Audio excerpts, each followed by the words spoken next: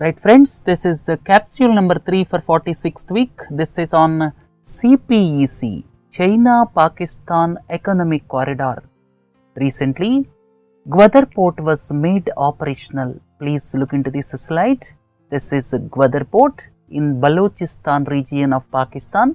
Balochistan is the largest province of Pakistan, and this Gwadar Port is situated in Balochistan province of Pakistan, and starting from Gwadar Port right up to Kashgar city, this is China-Pakistan Economic Corridor or CPEC. So, Gwadar Port was made operational, which is part of CPEC, and as I have already told you, this is in the trouble-torn region of Balochistan province, and this was made operational with the Chinese ship exporting goods to the Middle East and Africa. And please don't forget, this is being developed by the Chinese in Pakistan, and Pakistan expects huge gains for the country with this CPEC project. I am concentrating on 3 aspects. More details about China-Pakistan Economic Corridor. Second aspect is, what are the challenges? Third aspect is, how does it influence geopolitically in the region? So, these 3 aspects I am concentrating. And if you look at China-Pakistan Economic Corridor, you see the present traffic from Strait of Hormuz. Strait of Hormuz is the most important strait which connects Persian Gulf with Arabian Sea, or you can say Gulf of Oman. That is Strait of Hormuz, and substantial percentage of petroleum products travels through this Strait of Hormuz, and the petroleum products towards Southeast Asia as well as East Asia travels through Malacca Straits, from Strait of Hormuz, Arabian Sea, then through Indian Ocean. They cross Straits of Malacca and then goes towards South China Sea, and further they disperse towards Southeast Asian countries as well as East Asian countries like Japan, China. And this cargo has to come to western part of China by traveling thousands of kilometers towards interior China. And with the commissioning of this Gwadar Port, you see, with the commissioning of this Gwadar Port, then what will happen? That is, petroleum products coming from Strait of Hormuz straight away can go to western part of China through Pakistan, right? So, to reach interior parts of China, especially western part of China, this will become the shortest route. Not only Pakistan will be benefited because of industrialization and commissioning of thousands of megawatts of power projects, but it will immensely benefit China also, and it is a part of One Belt One Road initiative of China. So, from this map, it is very clear that the interior parts of China, especially towards the western part of China, they can be reached from Strait of Hormuz very easily in comparison to the present route through Malacca Straits and South China Sea, right? So, this one picture makes you clear about the importance of this economic corridor. And more about CPEC I have given in this slide. This is a $46 billion project.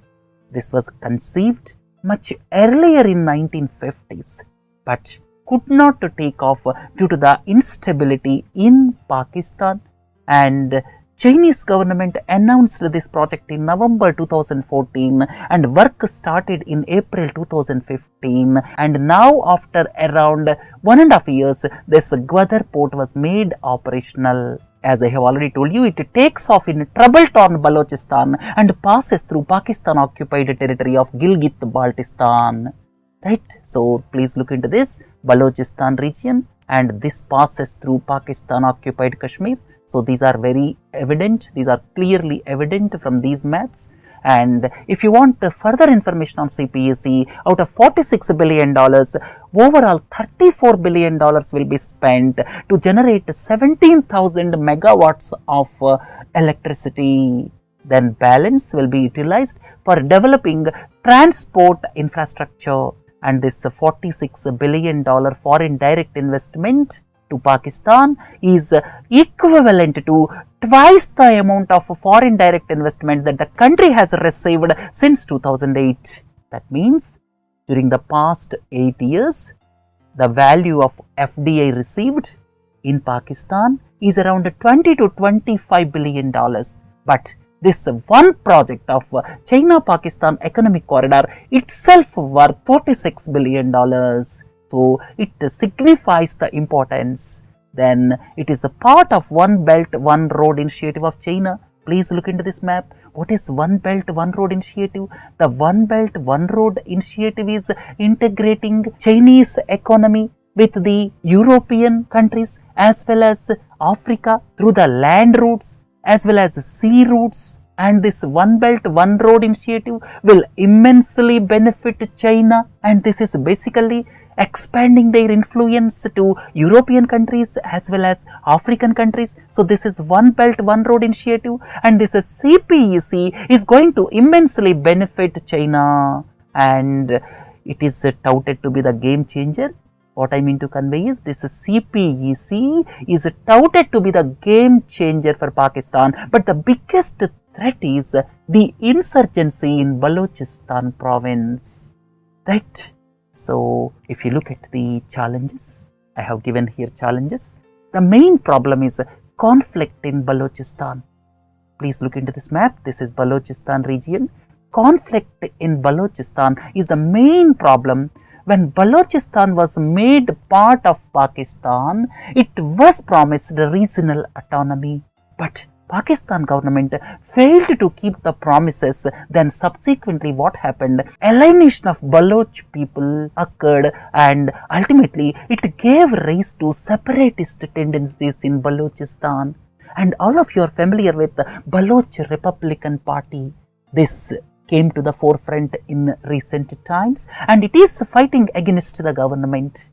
Then second important point is there are several allegations that Pakistan army is resorting to abductions, and missing of several Baloch people is common news in recent times, and these incidents are further alienating Baloch people. Then the third important aspect is, though Balochistan is the largest province in Pakistan area wise, but there is a widespread feeling that Pakistan is dominated by Punjabis both economically and politically, and there is every possibility that Punjab origin people may migrate to Balochistan, and the demography of Balochistan may be changed. That is the fear of Balochistan people. Then, as I have already told you, another biggest challenge is security, and Pakistan is making special efforts to ensure the security of Chinese officials, right? Then another important aspect is this passes through Gilgit-Baltistan region of Pak-occupied Kashmir, and this will become irritant in the relations of India and China, because this China-Pakistan economic corridor passes through Gilgit-Baltistan region of Pak-occupied Kashmir, right? So these are the challenges as far as CPEC is concerned, and let us look at what are going to be its geopolitical significances. First and the foremost is, it may alter the relation between Pakistan and China. Pakistan and China may become close partners, and the relationship may become close strategic partnership. And at the same time, the relation between Pakistan and United States of America may further widen. So, Pakistan may become close ally of China, and the relations between Pakistan and USA may further widen.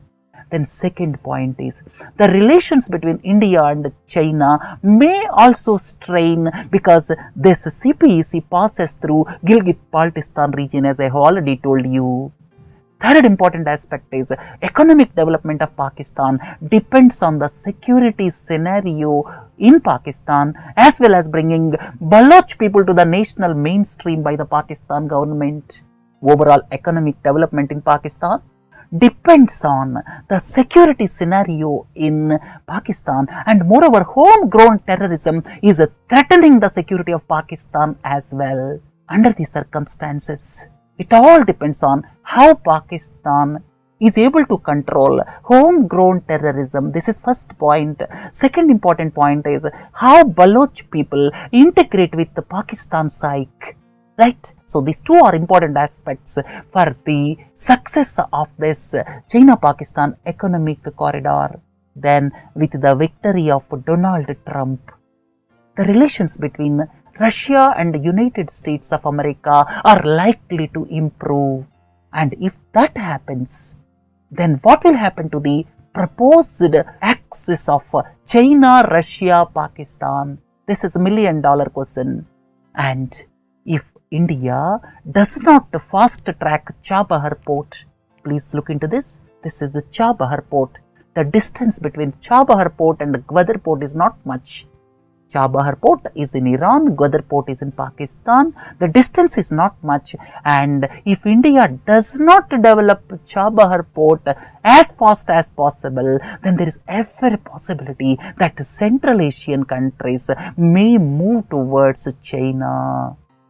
Right?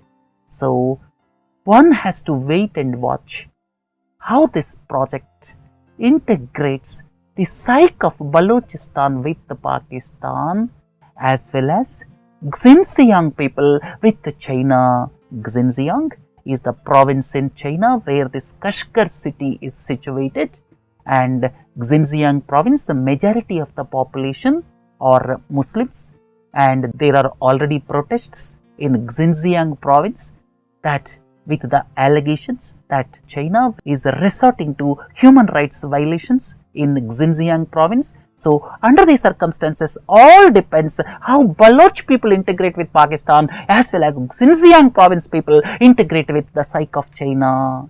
Only time can say. Overall, one thing is certain, that it is going to alter the geopolitical equation in this part of Asia. Right friends, with this let us conclude third capsule.